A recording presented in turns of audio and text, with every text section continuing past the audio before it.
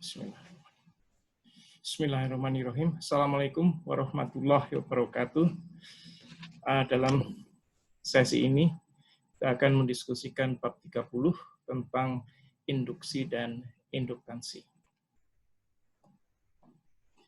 Kita mulai dari percobaan tentang GGL induksi ya. Jadi coba kita lihat di gambar sebelah kiri ini. Kalau kita punya suatu loop kawat ya, yang ujung-ujungnya kemudian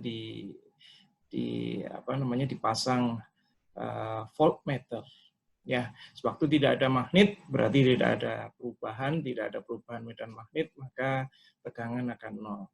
Tapi begitu kita memberikan medan magnet dan kita gerakkan medan magnet tersebut, maka akan muncul tegangan voltage atau GGL, gaya gerak listrik di dalam loop tersebut yang mengibatkan arus dan akan terukur di sini ya, di dalam voltmeter ini. Begitu juga kalau dalam gerakan yang sama tapi kita bukan pakai U tapi kita balik pakai S, maka akan terjadi juga tegangan, hanya terbalik ya. Jadi kurang lebih kalau kita simpulkan di sini, arus atau tegangan akan muncul hanya jika ada gerakan relatif di dalam loop dan magnet itu bergerak ya. Jadi terjadi perubahan medan magnet di dalam luasan lingkup dari loop kawat tersebut ya. Semakin cepat dari gerakan magnetnya, maka dia akan semakin GGL-nya akan semakin besar ya. Arusnya semakin besar, tegangannya pasti semakin besar.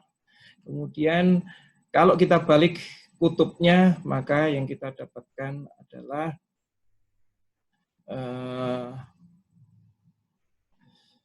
yang berlawanan arah. Jadi arus berlawanan arah yang merefleksikan bahwa tegangan atau GGL-nya itu adalah berlawanan arah. Jadi kurang lebih itu. Dan besaran dari medan magnetnya pun juga berpengaruh terhadap besaran ini, terhadap besaran GGL-nya. Semakin besar perubahan medan magnetnya, maka semakin besar GGL-nya. Ini yang kita sebut sebagai ya, kalau ada arus di dalam loop ini kita sebut sebagai arus induksi, dan tegangan yang dimunculkan kita sebut sebagai gaya gerak listrik karena induksi medan magnet dalam suatu rangkaian listrik ya. Kita akan mempelajari apa itu hukum induksi Faraday ya. Jadi kita lihat dulu gambar di sebelah kiri dulu di sini. Jadi ini namanya yang loop yang di sini, ini kita sebut sebagai loop sekunder, sedangkan loop yang sebelah ini kita sebut sebagai loop primer karena dia yang memulai dengan tegangan dan arus di sini. Karena ada tegangan, kemudian loopnya tertutup sehingga menghasilkan arus di dalam loop yang pertama atau kita sebut sebagai loop primer. Maka dia akan menghasilkan medan magnet ya. Dan medan magnetnya itu pada saat awal dia berubah dari 0 ke sesuatu. Sehingga kalau kita lihat itu diferensialnya adalah sangat tinggi. Maka akan muncul induksi karena ada perubahan medan magnet dalam waktu sekejap. Maka di kawat yang kedua, di loop yang kedua akan muncul perubahan medan magnet ya di luasannya ini, dan akan terdeteksi sebagai perubahan signal ya, tegangan muncul. Tapi kalau kita diamkan saja di sebelah kiri ini ya, ini pada saat pertama ada kejutan, setelah itu akan menjadi arus continuous saja. Sehingga yang ada adalah medan magnet yang tetap. Kenapa yang kita lihat? Ternyata gerakan voltmeter di sini yang terdeteksi di sini itu hanya sekejap saja. Balik lagi ke semula, ke 0 ya. Jadi artinya apa? Artinya GGL itu terinduksi karena adanya perubahan medan magnet. Begitu medan magnetnya konstan, seperti yang dimunculkan oleh rangkaian ini pada kondisi steady state, pada kondisi yang sudah stabil ya, established itu, maka sudah tidak ada lagi yang diinduksikan. Jadi yang bisa Anda lihat di sini adalah sewaktu di saklar S ini dihidupkan, ditutup, ya, maka akan terjadi lonjakan, tegangan, dan kemudian balik lagi ke 0. Ya, kurang lebih apa yang terjadi adalah seperti itu. Jadi di sini kita sebutkan hukum induksi Faraday. Ya, sebuah GGL diinduksikan dalam loop di sebelah kiri pada gambar ini, ya, ketika jumlah garis-garis medan magnet yang melewati loop berubah. Jadi yang menyebabkan munculnya tegangan itu, ya, di loop yang saya sebut sebagai loop sekunder itu karena adanya perubahan medan magnet. Bukan karena existingnya medan magnet, tapi adanya perubahan medan magnet yang dilingkupi oleh luasan dari kawat loop ini. Ya, ingat itu. Nah, sekarang kita kembali lagi ke tentang definisi flux magnet, ya, flux magnet yang melalui area seluas A. Jadi kalau kita punya medan magnet dan melewati suatu luasan yang kita sebut sebagai A, maka setiap bagian kita lakukan yang namanya dot product, kita integralkan keseluruhan luasan yang dilingkupi itu, ya, seluas A, maka total flux medan magnet yang tegak lurus terhadap luasan itu, luasan A tersebut, kita sebut sebagai flux magnet P, ya, atau VP.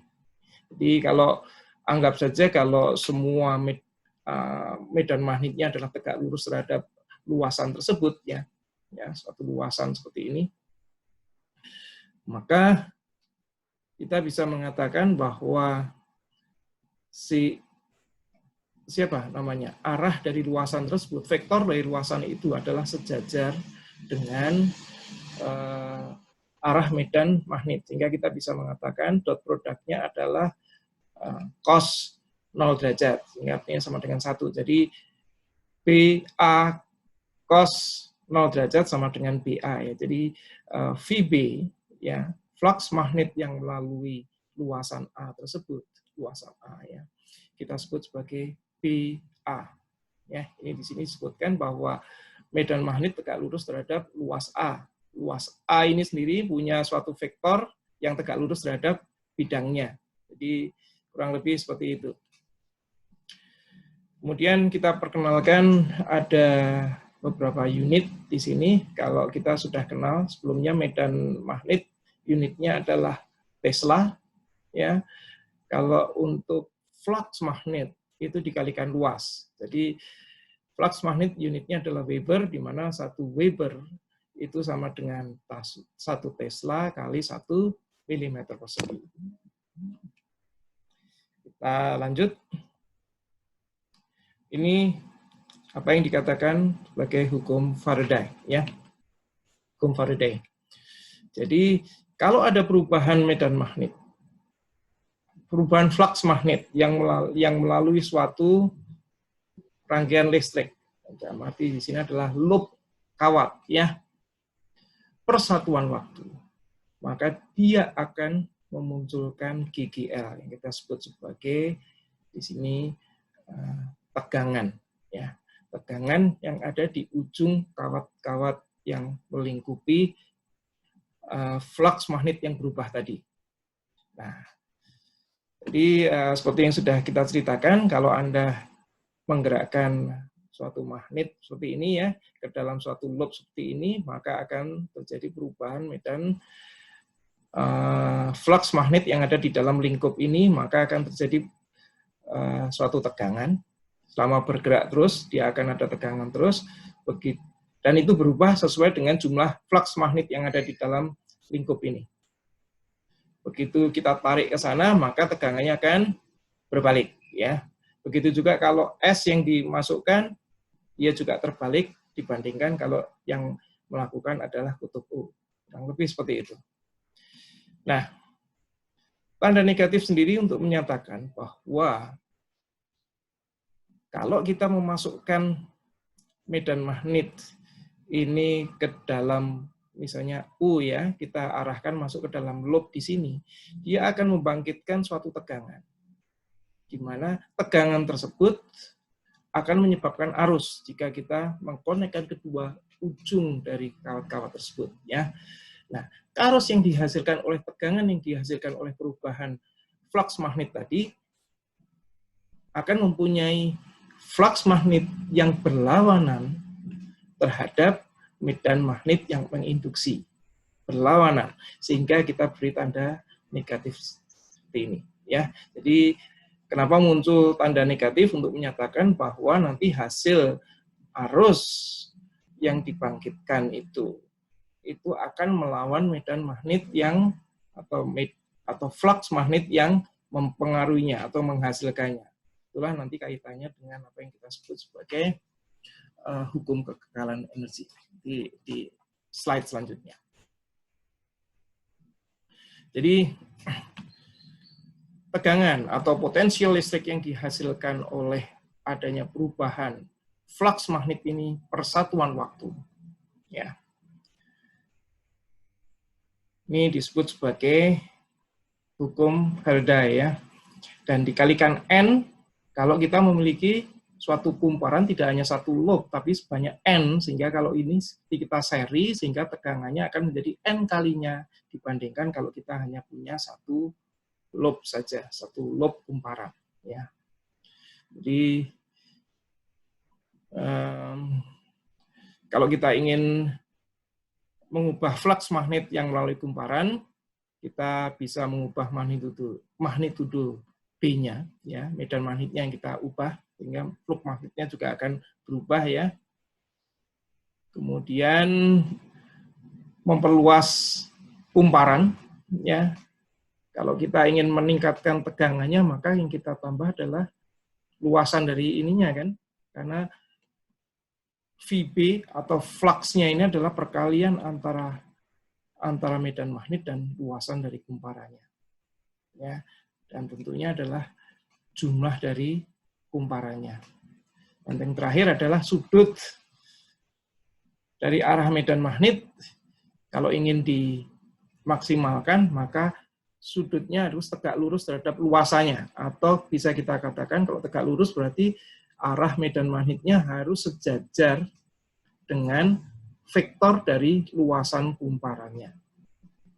Kalau kita mengatakan dengan bahasa lain, si arah medan magnet harus tegak lurus terhadap luasan dari kumparan tersebut.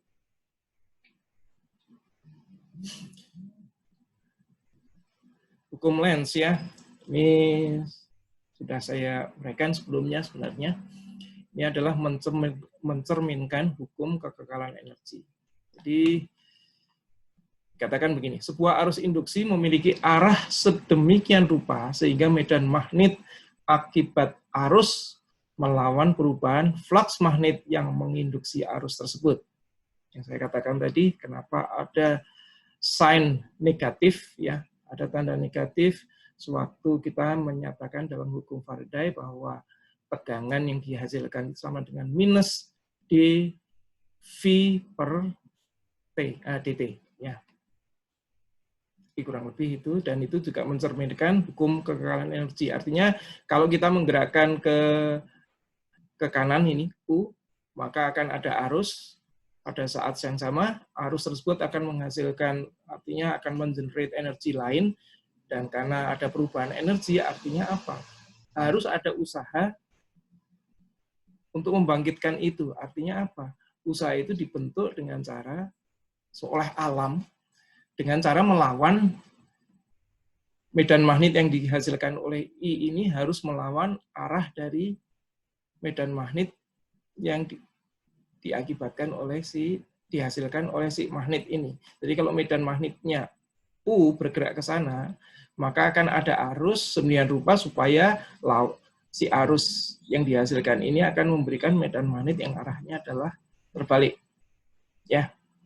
Kurang lebih seperti itu. Ini adalah cerminan dari hukum kekekalan energi bahwa tidak ada yang bisa menciptakan energi, ya. Kita hanya bisa mengkonversi energi. Jadi dari tenaga energi mekanik kita, ya, Energi mekanik yang dihasilkan oleh gerakan tangan ini akan menghasilkan listrik, di mana energi tangan ini diwujudkan dalam bentuk perlawanan dari si energi listrik ini terhadap gerakan dari magnet tersebut.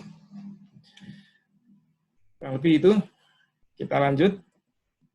Ini sesuatu yang berbeda, tapi sebagai ilustrasi aplikasi ini, bagaimana medan magnet itu bisa digunakan sebagai deteksi suatu gerakan mekanik, ya. Misalnya dalam alat musik, ya, ini kita lihat di sini gitar, entah bass gitar, entah rhythm gitar, entah melodi gitar, ya. Itu ada namanya senar. Senar biasanya terbuat, yang di sini adalah terbuat dari metal, ya. Anda lihat di sini, ini senar logam listrik dari metal. Sehingga ada bagian yang dari besi baja biasanya. Kemudian kita punya kumparan detektor di sini.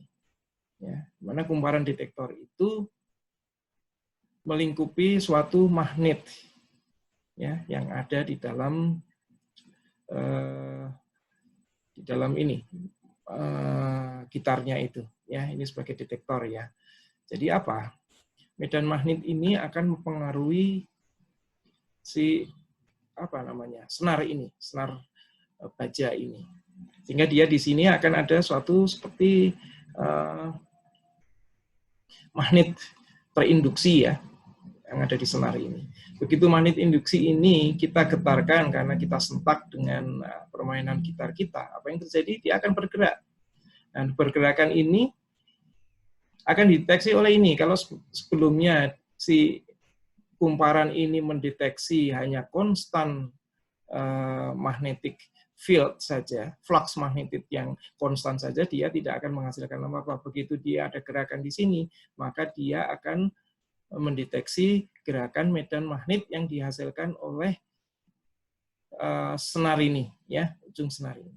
Ini ya yang namanya pick-upping mekanik, gerakan mekanik menjadi terkonversi menjadi tegangan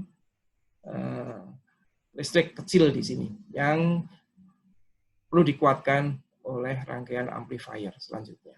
Ya, jadi kurang lebih ini adalah ilustrasi aplikasi bagaimana kita bisa mendeteksi suatu gerakan mekanik.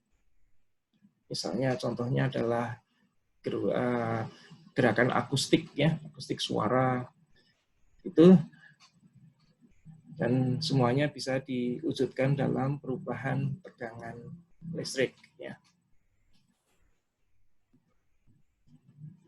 Sekarang kita coba menganalisa apa yang terjadi dalam hukum Faraday, ya. Kalau kita punya suatu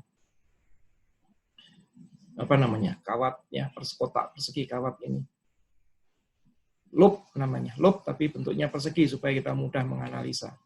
Maka jumlah flux magnet yang dilingkupin oleh si loop kawat ini, persegi yang bentuknya persegi adalah B, di mana B adalah apa? B adalah medan magnet yang arahnya menuju ke screen kita, ya, ditandakan dengan tanda cross ini, dikalikan luasnya, luas yang di cover. Di sini luas yang cover adalah L kali panjang ini, X, LX, ya. Jadi VB atau flux magnetik yang dilingkupi oleh loop kawat persegi tersebut adalah B, medan magnet, kali luasannya A, atau sama dengan B, LX. Nah, selama dia diam, tidak akan ada medan listrik yang dihasilkan, atau tidak ada GGL yang dihasilkan di loop kawat tersebut. Baru akan dihasilkan jika loop kawat tersebut digerakkan ke kiri atau ke kanan. Nah, sekarang kita analisa, kan, berapa tegangan yang akan muncul di situ. Kita mudah saja di sini kita jelaskan bahwa potensial energi listrik yang akan muncul kita sebut sebagai E di sini, ya, itu sama dengan dVp per dt, ya, tergantung dari besaran Vp-nya tergantung dari besaran kecepatan perubahan waktunya.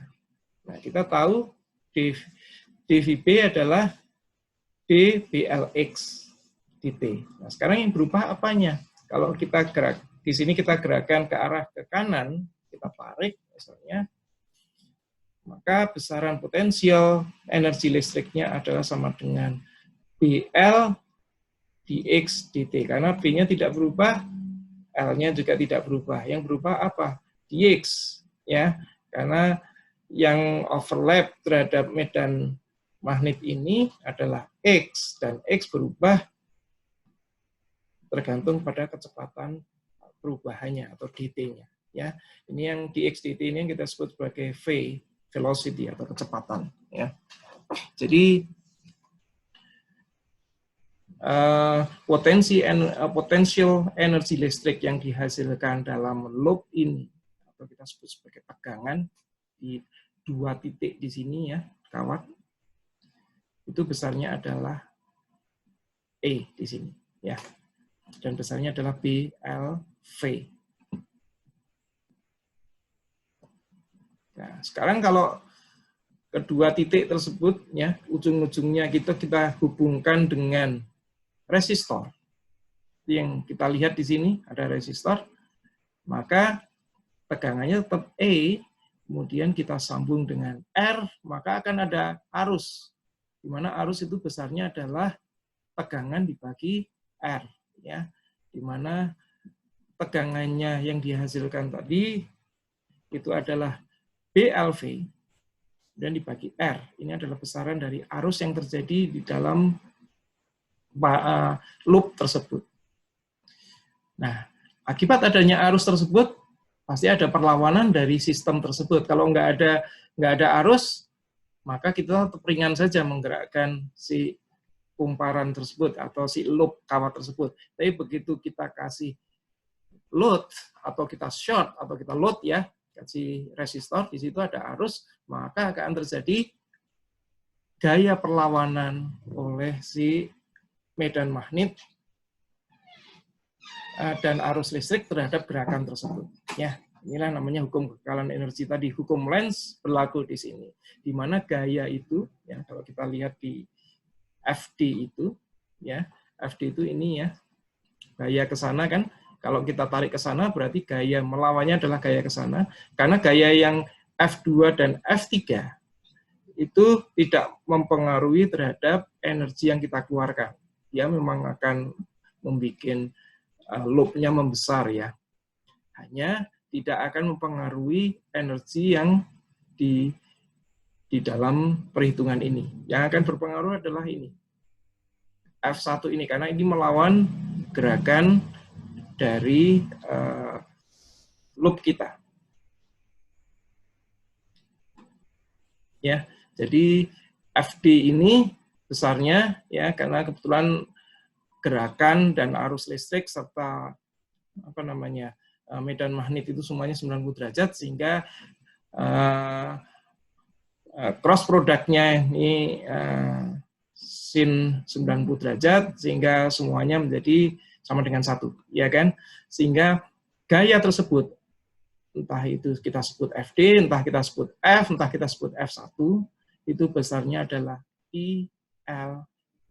Jadi besarannya adalah tergantung kepada B, tergantung pada I, dan tergantung pada panjang overlap dari kawat tersebut dalam medan magnet. Ya. Nah, kita lihat selanjutnya, kalau kita plug in, I ini kita masukkan ke sini, apa yang terjadi? Anda akan mendapatkan bentuk daya yang melawan itu, ya, daya bukan daya, gaya ya, F itu gaya. Gaya yang melawan tersebut besarnya adalah B kuadrat L kuadrat V per R ya. Setelah kita memasukkan I yang ada di sini ke dalam persamaan ini ya.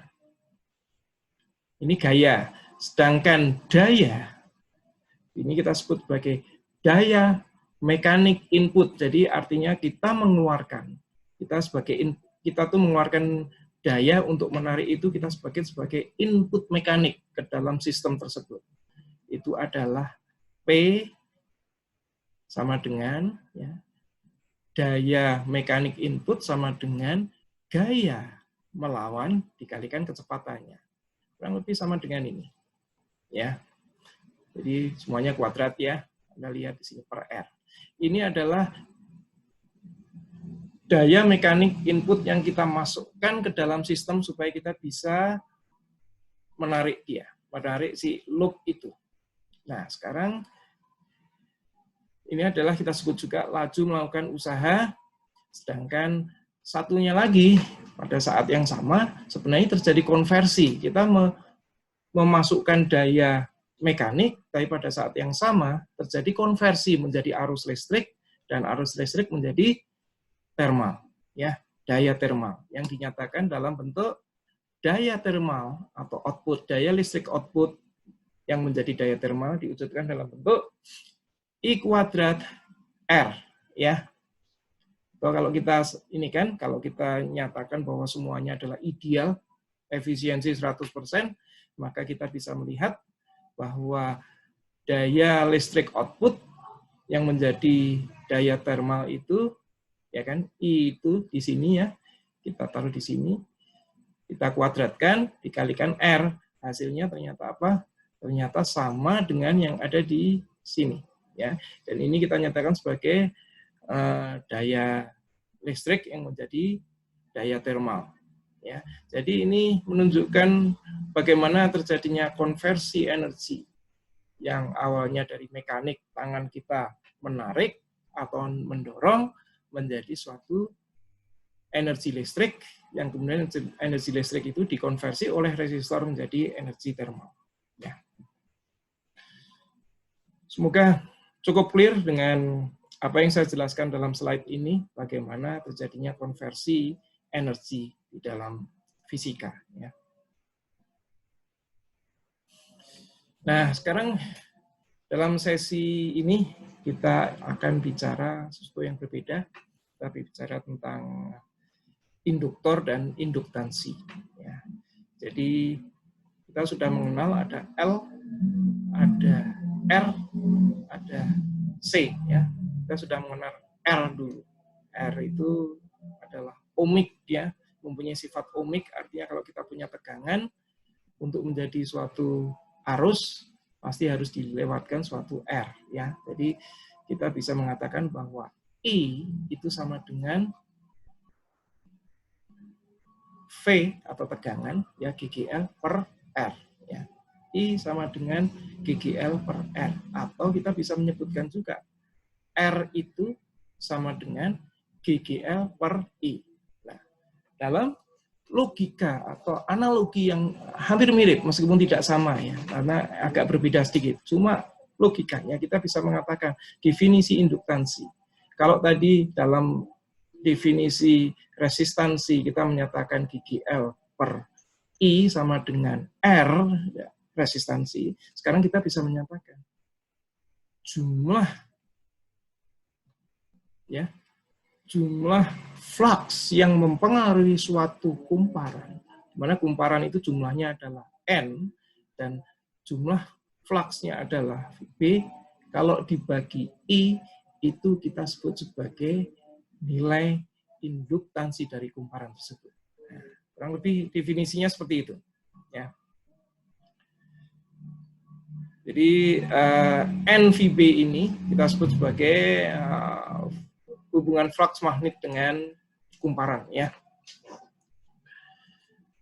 Jadi nanti satuannya adalah kita sebut Henry, ya, sama dengan lambangnya adalah H, di mana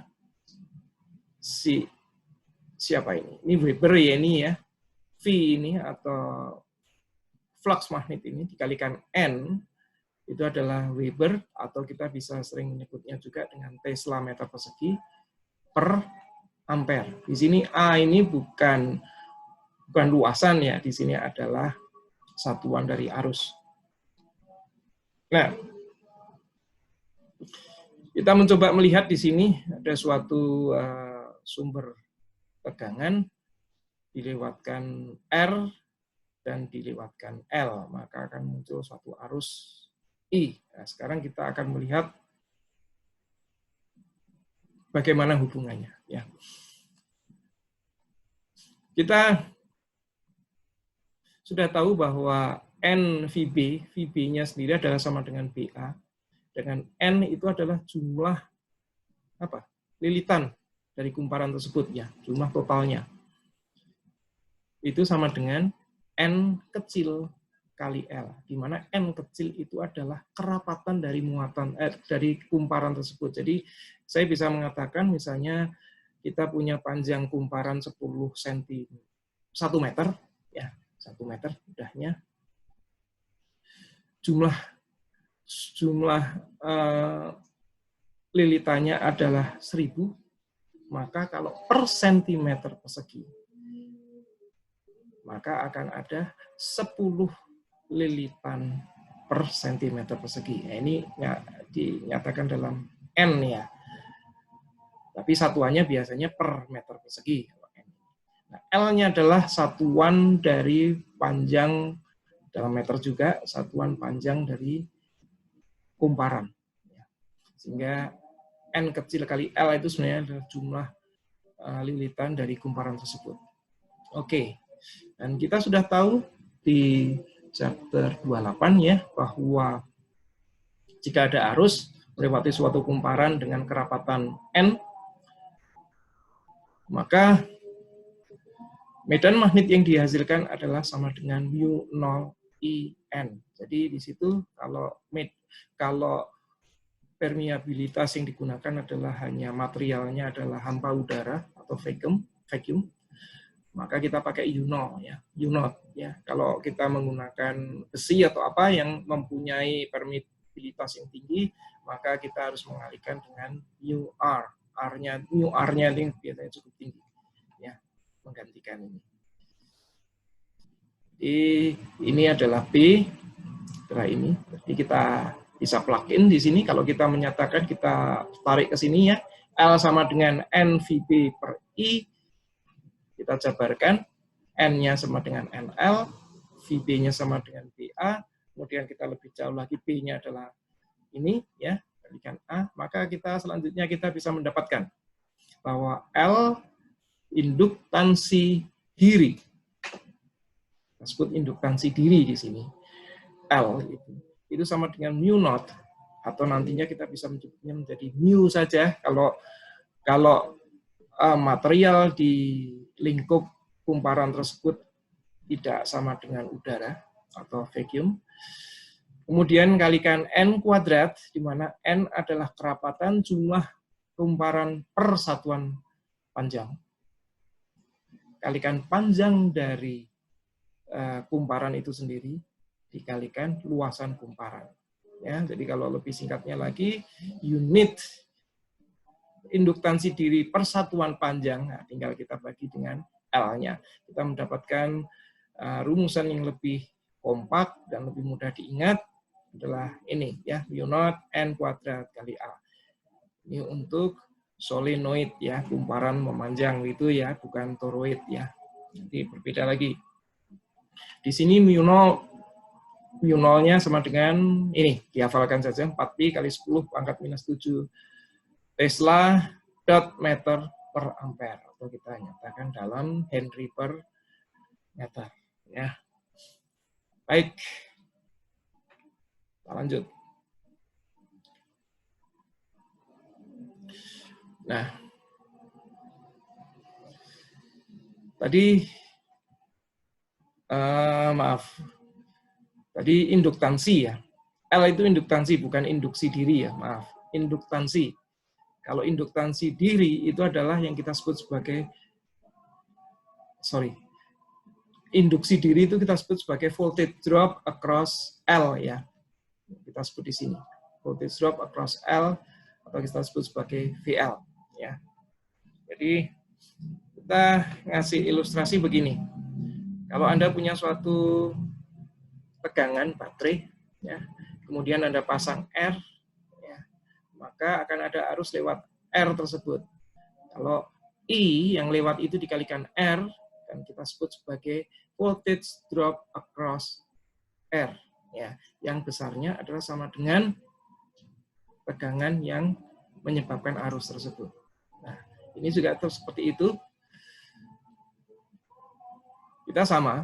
Jadi kalau kita memasang suatu arus, tentunya supaya ada muncul tegangan induksi diri, arus tersebut bukan suatu arus yang diam ya, yang konstan. Karena kalau konstan, kumparan tersebut hanya dianggap sebagai kawat biasa. Tapi kalau dia berubah setiap saat, maka dia bisa dianggap sebagai sumber induksi diri. Ya.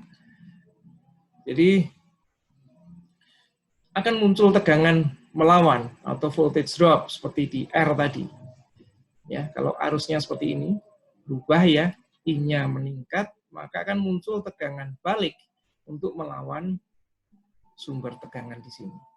Ya, di mana kalau di sini tegangannya adalah V dan dia muncul arus IT ya sesuai dengan fungsi waktu, maka akan ada tegangan ELT di mana ELT itu akan sama dengan tegangan input di sini, VT, ya. Jadi kurang lebih seperti itu. Nah, VLT ini kalau diwujudkan dalam bentuk persamaan model matematikanya adalah minus. Jadi sudah saya jelaskan kenapa ada minus, karena dia melawan ya, L dI per dt. Ya. Jadi kalau constant current, dia tidak akan memunculkan tegangan induksi diri atau tegangan balik, ya, dia harus I yang berubah. Nah, kita juga melihat di sini bahwa di rumus sebelumnya bahwa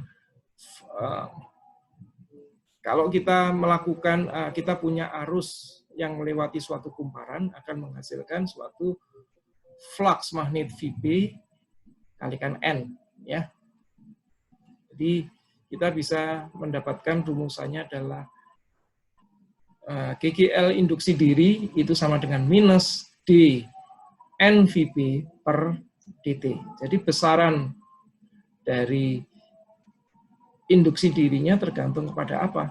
Tergantung pada kecepatan perubahannya, ya, tergantung kepada jumlah N-nya, dan tergantung kepada perubahan yang ada di VB-nya. Perubahan VB-nya ini atau flux magnetiknya tergantung dari perubahan I-nya. Ya. Lebih itu. Nah, lanjut. Nah, sekarang kita mencoba menganalisa, kalau tadi kita mencoba menganalisa sederhana, membandingkan kalau ada rangkaian baterai dengan R saja, kemudian baterai dengan L saja, ya. Sekarang kalau ada baterai dengan R dan L secara seri, apa yang terjadi? Dan kemudian begitu sudah establis, kemudian ya dari A kita pindah ke B, apa yang terjadi nanti? Ya, jadi di sini kita akan masang dulu si saklar ini ke A sehingga terjadi arus ya di R dan L. Arusnya adalah arus yang berubah terhadap waktu, ya. Begitu di suatu saat, kemudian kita memindahkan saklar ini dari posisi A ke posisi B, apa yang terjadi? Ya. Mari kita analisa. Awal kita harus memahami apa yang disebut sebagai Kirchhoff Voltage Law. Ya. Jadi kalau di dalam satu loop ini, kalau dalam kondisi sambungan A ini, ya, apa yang terjadi adalah bahwa total voltage di sini, jadi ini adalah GGL sumbernya, dikurangi voltage drop yang ada. Ya, voltage drop itu adalah voltage yang melawan, itu akan sama dengan 0. Atau kalau dinyatakan dalam bentuk lain, IR itu adalah, ya ini, kita bisa nyatakan dalam bentuk ini, IR itu adalah VR, V VRT, dan LDI/dt itu sama dengan kita sebut sebagai VLT, sebagai fungsi T tentunya di sini. Itu sama dengan konstan GGL sumber. Ya. Ya, jadi kalau kita nyatakan lagi persamaan ini, kita balik, kita tata supaya menjadi persamaan, kalau dalam matematik kita sebut sebagai first order, ya, ordinary differential equation, ya. Jadi kita harus menyelesaikan ini. Nah, itu kita harus menyelesaikan secara homogeneous transiennya, dan setelah itu kita selesaikan solusi inhomogeneousnya atau steady state solution. Ya. Jadi penyelesaiannya, kalau ini saya tambahkan bahwa rangkaian RL dan RC itu memiliki solusi yang mirip, ya, meskipun tidak sama. Namun trennya adalah sama, bahwa hasilnya, karena ini adalah first order ordinary differential equation, maka penyelesaiannya adalah eksponensial, hanya berbeda sedikit ini dalam hasil akhirnya. Mari kita lihat di slide selanjutnya, tulisan tangan. Jadi ini harus kita selesaikan persamaan ini. Jadi total solusinya kita sebut sebagai total solution current, IT sebagai fungsi T, ya. Itu adalah solusi dari homogeneous atau transient solution ditambah dengan S. Itu kita sebut sebagai steady state atau particular solution. Jadi established sudah pada saat T tidak berhingga. Nah, kita selesaikan dulu pada saat homogeneous solution, ya. Jadi di mana untuk melihat transient itu kita tidak harus melihat sistem transient dari sistem transient itu kita tidak perlu harus melihat inputnya kayak apa, ya. Jadi behavior dari si sistemnya itu bisa kita pelajari jika inputnya sama dengan 0, ya, kurang lebih itu. Jadi ini, ya. Maka kalau seperti ini, DI per dt plus R per LI sama dengan 0, maka DI per dt sama dengan minus R per L dengan I. Maka solusinya pasti adalah bentuk eksponensial minus R per LT, ya. Di mana di sini saya tambahkan suatu arbitrary value, ya, berapapun yang harus kita selesaikan dengan initial value nantinya. Ya. Jadi ini kita sebutkan inhomogeneous atau particular or steady state solusinya bagaimana? Ini solusi dari homogeneous, sedangkan kita sekarang berusaha untuk menyelesaikan dalam bentuk inhomogeneousnya atau steady state-nya. Ya, kalau steady state, kalau inputnya suatu konstan, ya, ini kan inputnya ini, ya, T per L itu adalah inputnya. Maka kita bisa mengharapkan outputnya pasti harus konstan juga, ya, nggak akan menghasilkan sesuatu yang selalu berubah, ya.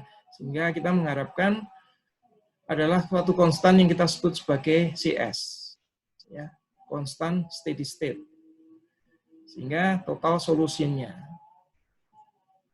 kita bisa menaruhnya atau menulisnya dalam bentuk seperti ini, bahwa I total solution, ITT, itu sama dengan CH, homogeneous arbitrary, yang belum kita tentukan, eksponensial pangkat minus R per LT, ya, plus CS.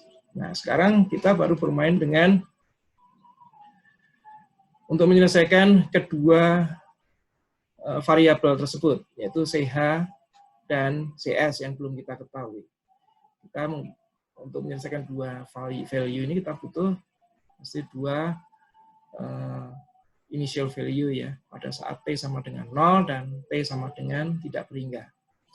Pada saat 0, T sama dengan 0, maka IT 0 itu sama dengan, ya, ini kan eksponensialnya minus dikalikan 0, ya, sini, ya, minus RL dikalikan 0 berarti sama dengan minus 0. Artinya apa? E pangkat minus 0, 1, kan, ya. Berarti nilainya adalah sama dengan CH, ya. Di sini CS tidak berubah, sama dengan CS dan sama dengan 0 ya. Karena pada saat pertama kali kenyataannya arus itu akan sulit untuk mengalir karena apa? Ada perubahan yang mendadak dari 0 ya, waktu saklar dipasang dari tegangan 0 kemudian dipasangkan ke tegangan yang luar biasa sehingga akan ada perubahan arus yang besar sekali, tapi itu ditahan oleh si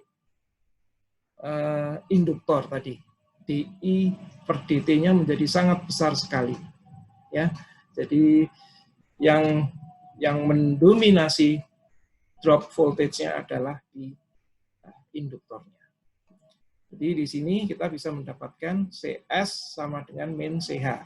Ya, kita masih belum tahu CS itu berapa, min CH itu berapa. Ya. Pada saat tidak berhingga, maka suku bunga pertama ini ya, eksponensialnya menjadi 0, artinya ini suku pertama, the first term, dapat kita ignore sama dengan 0. Sedangkan CS-nya sama dengan pada saat akhir kita bisa membayangkan bahwa sudah tidak ada perubahan arus sehingga si induktor tidak berfungsi lagi, hanya mengalirkan arus seperti kawat biasa. Tidak ada drop tegangan di situ, kalau ada pun karena efek dari resistansi, bukan karena efek dari induktansi. Sehingga kita bisa membayangkan tegangannya, arusnya yang lewat adalah GGL per R. Ya. Itu sama dengan CS. Jadi CS-nya kita tahu adalah GGL per R, dan itu sama dengan minus CH. Jadi kalau kita masukkan lagi ke total solution di sini, ya, total solution di sini, kita tata lagi, maka kita bisa mendapatkan, ya ini kita susun aja, tidak ada yang berarti, tapi supaya enak dipandang dan kita bisa mendapatkan rumus di sini bahwa, atau kita lihat yang di bawah di sini, bahwa solusi terakhir, ya, atau bukan solusi terakhir, total solution, ya, pada saat kapanpun, maka si arus di dalam sistem itu dinyatakan sebagai GGL per R dalam kurung 1 minus eksponensial dari minus R per L T, ya. Jadi R per L ini kita sebut sebagai time constant, ya, yang menentukan cepat tidaknya eksponensial itu decay atau rising, ya. Nah, sekarang kita lanjutkan di sini. Kalau sudah steady state, di mana current itu adalah besarnya adalah kalau steady state artinya apa? T-nya sudah mendekati jangka waktu panjang sehingga ini menjadi tidak berhingga nilainya, ya. Minus tidak berhingga, ini menjadi 0, maka steady state-nya nilainya adalah seperti yang kita ceritakan adalah GGL per R saja, ya. Seperti di sini CS sama dengan GGL per R. Nah, pada saat kemudian dari saklar dari A kita pindah ke B, apa yang terjadi? Arus yang ada di dalam kumparan ini tahu-tahu apa? Mati kan? 0, karena tidak ada sumber arus lagi. Tapi tidak berarti kemudian I-nya terus habis, ya, karena di situ tersimpan, di L-nya itu masih tersimpan magnetik yang berusaha melawan perubahan yang ada. Nah, perubahan yang ada itu maksudnya apa? Kalau perubahan yang ada itu sebelumnya arusnya adalah mengalir begini, ya, kemudian ya ke clockwise, ya, kemudian dia dilawan dengan arus kebalikannya, ya. Hingga arus yang dihasilkan bukan sesuai dengan aliran yang tadi, tapi melawan aliran yang tadi, ya. Jadi dalam kondisi seperti ini persamaannya adalah ini, ya. Jadi persamaannya akan sama. Kita lihat sama, cuma di sini tidak ada GGL per L lagi, ya. Atau tidak ada GGL lagi di sini, sorry, tidak ada GGL lagi. Tapi 0, karena memang kita tidak punya sumber GGL lagi di sini. Nah, solusinya di dalam transient pasti sama. Seperti kita nyatakan di sini, solusi transisinya sama. Yang membedakan adalah sewaktu kita menyelesaikan steady state-nya. Ya. Jadi kalau steady state apa? Previous problemnya kan GGL per R. Tapi sekarang kita inverted kan. Jadi steady state-nya sekarang adalah sama dengan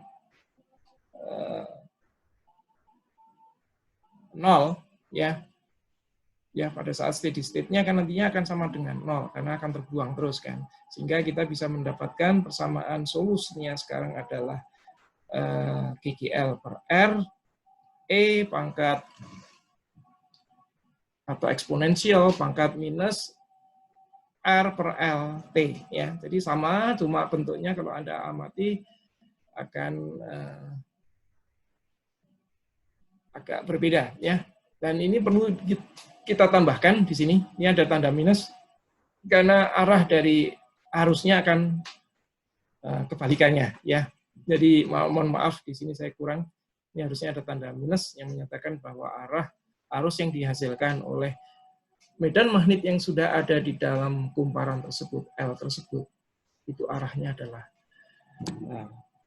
arusnya adalah terbalik dari awalnya. Sekarang kita masuk ke tahap menghitung energi yang tersimpan dalam medan magnet. Seperti tadi kan sudah kita ceritakan ya, begitu sumbernya dimatikan, ya, sumbernya dimatikan, tapi kemudian di close circuit, ternyata masih ada arus balik karena masih ada medan, bukan medan magnet, tapi flux magnet yang tersimpan di dalam kumparan tersebut yang harus dibuang menuju ke luar. Ya. Sekarang kita ingat lagi dalam kondisi ini, kita punya GGL itu sama dengan ya drop voltage yang di L dan drop voltage yang ada di R. Sedangkan daya yang ada totalnya adalah kalau kita arus yang mengalir itu I, maka daya total yang ada di keseluruhan sistem ya itu sama dengan E lewat I. Ini adalah power yang ada di seluruh sistem ini ya. Itu sama dengan jumlahan ya. E kali I itu sama dengan ini ya. Artinya apa? Energi yang dikeluarkan oleh si GGL source ini, sumber GGL ini yang besarnya adalah EI, itu akan dikeluarkan oleh si PR ya, daya yang ada di resistor ya, dan juga daya yang ada di tersimpan di kumparan. Oke. Nah, sekarang kita observasi daya yang ada di induktans dan energi UB magnetik pada kumparan. Nah, sekarang kita ingat PLT artinya daya yang ada di kumparan itu sama dengan LI DI dt atau sama dengan perubahan energi yang ada di kumparan tersebut per satuan waktu ya. Bukan persatuan waktu, terhadap perubahan waktu ya per dt. Jadi PLT sama dengan DUB per dt sama dengan LI DI dt. Nah, kalau DUB saja ya perubahan dari energi magnetik itu sama dengan LI DI ya. Sehingga kalau kita ingin melihat keseluruhan daya yang ada di dalam medan kumparan tersebut itu adalah DUB kita integralkan kan dari 0 sampai UB kan itu akan menjadi UB nantinya seperti kita mengintegralkan LI DI ya pasti kita integralkan terhadap I pasti. Maka kita akan mendapatkan bahwa UB itu sama dengan setengah LI kuadrat. Ya. Jadi kalau I-nya merupakan suatu fungsi waktu yang berubah terhadap waktu, ya pasti energi yang tersimpan dalam kumparan tersebut juga merupakan fungsi waktu. Ya. energi magnetik yang ada di kumparan tersebut. Dan sekarang kita bandingkan energi yang tersimpan di kapasitor, juga sama kan, mirip ya. Di sini ada, kalau di sini adalah energinya tersimpan dalam arus di dalam kumparan tersebut, kalau kapasitor energinya tersimpan dalam charge yang tersimpan di dalam kapasitor tersebut. Ya. Ada setengah, di sini ada setengah. Kalau di sini adalah 1/C, di sini adalah L. Nah, itu analogi aja, ya. Tidak harus sama persis, tapi sebenarnya analogi aja. Kemudian kita, kalau ada medan magnet di dalam kumparan, kalau kita ingin melihat kerapatan atau densitas energi dalam kumparan tersebut, jadi densitas energi magnetik dalam kumparan tersebut, maka kita sudah tahu UB harus dibagi dengan volume dari kumparan tersebut. Nah, volume kumparan itu kita tahu penampang kumparan adalah A, panjang kumparan atau solenoid adalah L, maka volume silinder kumparan tersebut kita nyatakan sebagai AL ya. Jadi kalau per unit volume kita bisa mengatakan ya lowercase UB ini ya, UB kecil ini sama dengan total dari energi ya magnetik di dalam kumparan itu dibagi volumenya ya. Nah, sekarang kita lihat di sini total energi magnetik dalam kumparan adalah setengah Li kuadrat. Sedangkan densitas energi magnetik dalam kumparan tersebut sebagai UB kecil di sini sama dengan Li kuadrat per 2Al ya.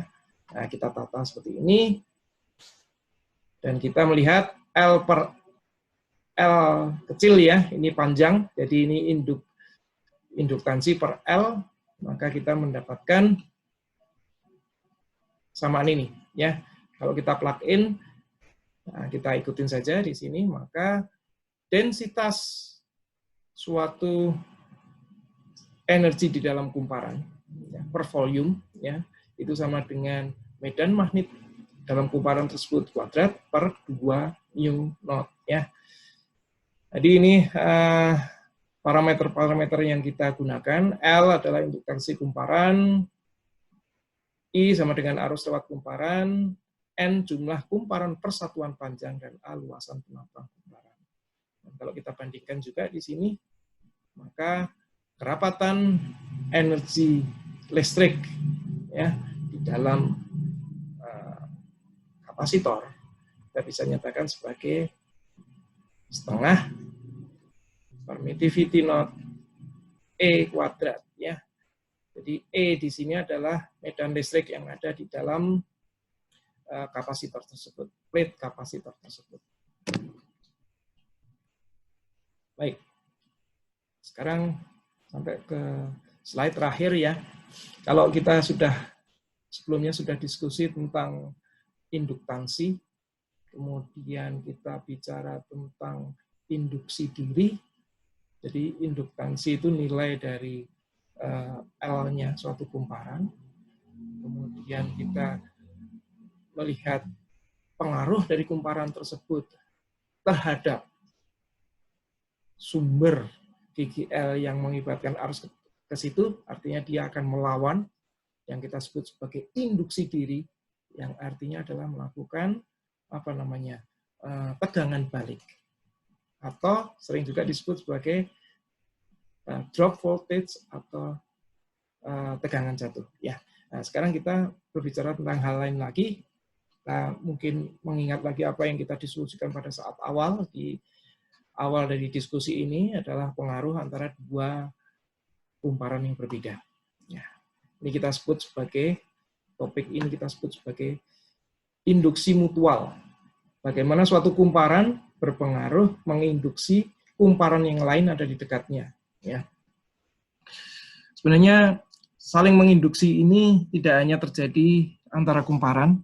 Apa yang terjadi dalam, saya ngasih beberapa ilustrasi saja, apa yang terjadi antara transmitter ke receiver pemancar ya dalam telekomunikasi itu sebenarnya adalah saling menginduksi.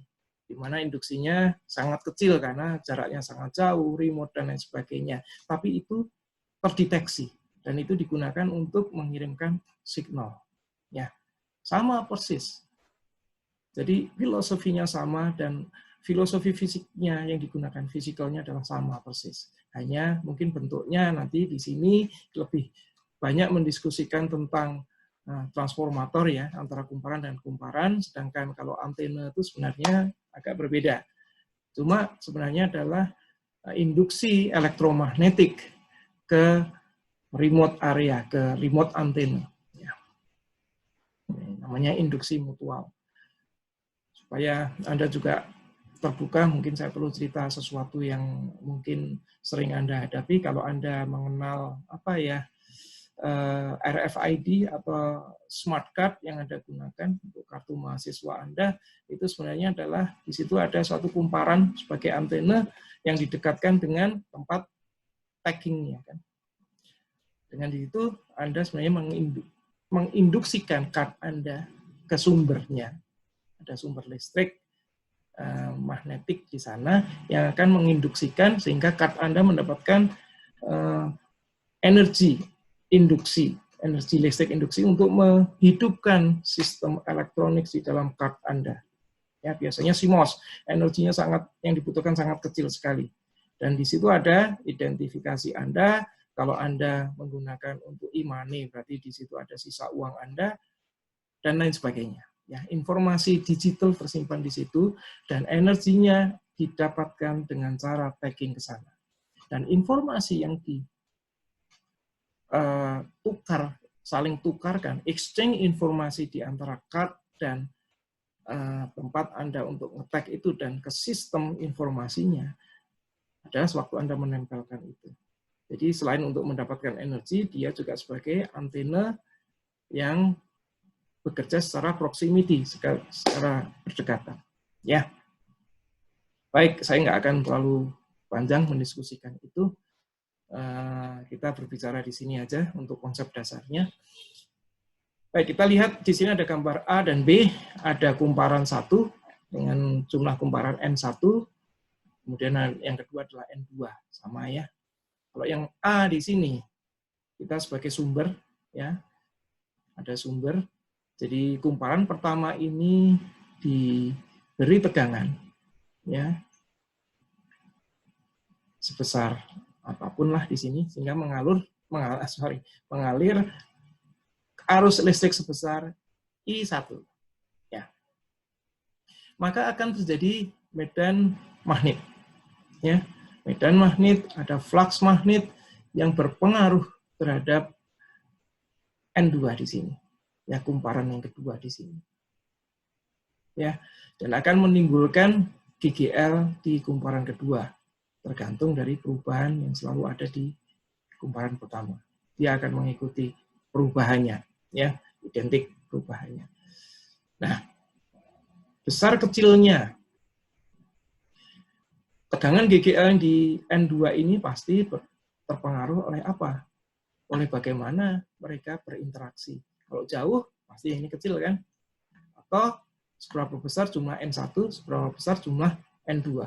Jadi jumlah N1, jumlah N2, kemudian permeabilitas yang ada di sekitar sini, dan termasuk jarak di antara kedua kumparan itu sangat berpengaruh.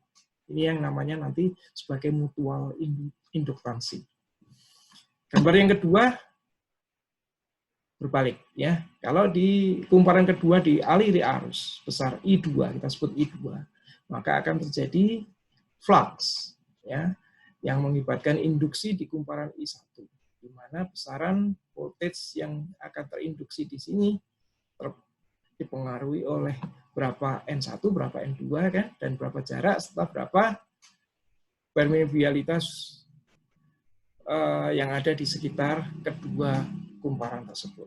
Nah, sekarang kita mulai diskusi di sini hubungan antara induktansi dan induksi mutual, ya, mutual induktansi. Kita lihat di sini. L kita ingat sama dengan N VB per I, ya. Ini definisi induktansi yang sudah kita pelajari di awal bab ini. Nah, sekarang kalau kita melihat di gambar A ya, kita nyatakan bahwa M21 itu adalah jumlah flux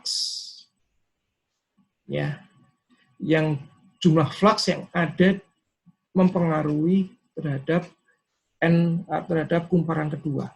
Besarnya adalah jumlah flux yang ditangkap di kumparan 2 oleh karena arus I1 dan dikalikan dengan N2 dibagi dengan I1. Ya, ini kita sebut sebagai M21. Ya, kalau kita nyatakan lagi, M21 kali I1 sama dengan N2 V21. Jadi V21 ini menyatakan adalah flux yang ditangkap oleh 2 karena adanya arus I1. Nah, kalau I1-nya mengalami perubahan terhadap waktu, kita sebut sebagai DI1 dt seperti yang dikatakan di sini, maka kita juga akan mengalami perubahan dV21 per dt. Nah, ini yang kita sebut sebagai tegangan ya di sini. GGL di kumparan 2 yang disebabkan oleh perubahan arus I1. Sedangkan ini adalah induktansi mutualnya, induksi mutualnya. Begitu juga I1 masih sama. Itu adalah M12 yang diakibatkan oleh perubahan I2 terhadap waktu ya. DI2 per dt. Dan sesuatu yang menarik dan harus selalu diingat bahwa M21 itu selalu sama dengan M12. Ini adalah namanya adalah reciprocity, hubungan reciprocity yang merupakan keselarasan alam ya, sehingga bolak-balik efeknya harus sama. Jadi ini kita bisa menyatakan M21 sama dengan M12 sama dengan M ya, kita sebut saja ini M. Jadi M itu adalah induksi mutual di antara 2 kumparan yang mana itu tergantung dari berapa besarnya N1, berapa besarnya N2 dan berapa jaraknya dan berapa mu naught-nya yang ada di situ ya. Mu atau permeabilitas di antara situ. Ini adalah reciprocity relationship di antara kumparan.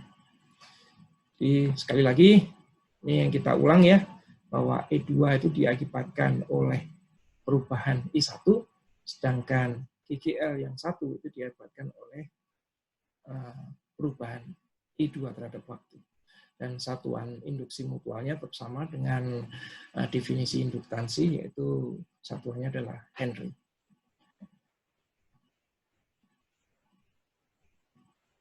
Baik, terima kasih. Cukup panjang diskusinya. Saya tidak tahu sudah berapa menit kita diskusi.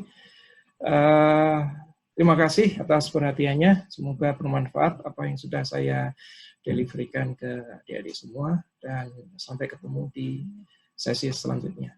Assalamualaikum warahmatullahi wabarakatuh.